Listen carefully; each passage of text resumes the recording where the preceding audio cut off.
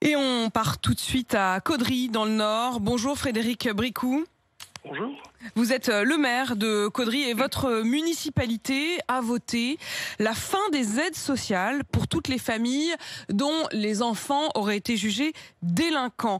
Comment est-ce que ça va fonctionner et de quelle aide il s'agit ?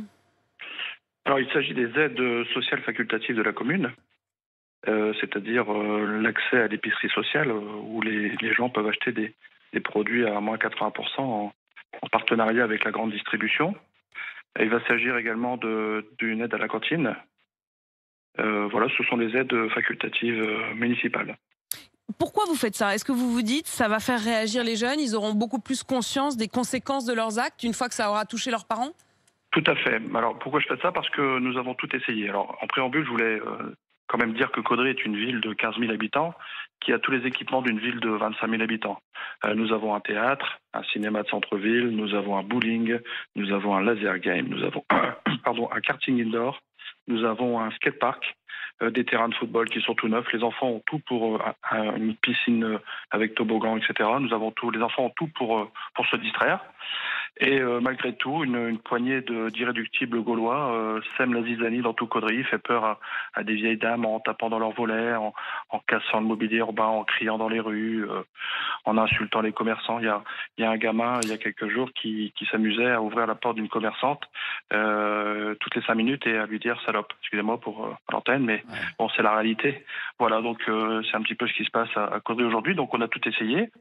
Nous avons mis en place un conseil local de la sécurité et de la prévention de la délinquance, avec le procureur, la gendarmerie, l'éducation nationale.